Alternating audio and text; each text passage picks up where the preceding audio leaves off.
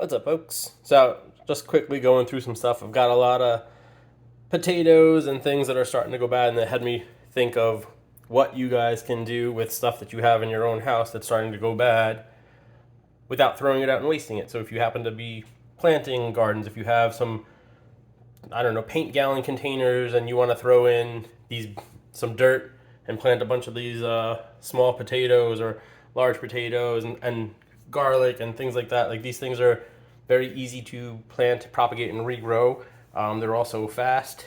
So with your peppers, I mean, I have some mini peppers. They're going, they get a little soft. They're not too good, but I'm not going to throw them out. I'm going to cut them open, take all these seeds, let them dry out, and I'm going to have that to plant.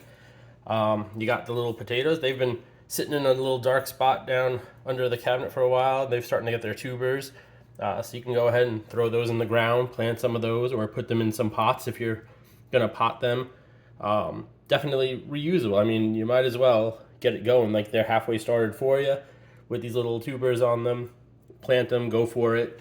Same thing with these bigger potatoes. These aren't as prominent yet, but they're starting to get some tubers and stuff. So when they get a little bit bigger, you cut them in half, pop them in the ground as well.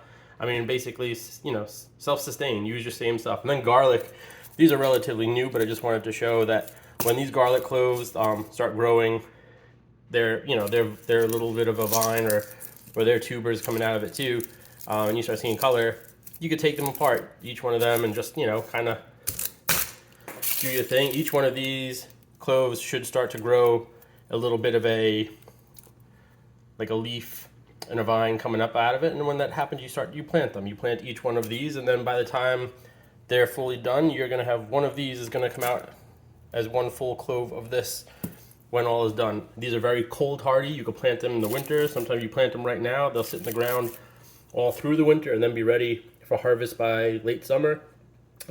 Takes about 7 or 8 months from some of the videos I've seen to do. So these are just simple other things. I mean, there's other things around the house I'm sure you could do. Same thing with apple seeds,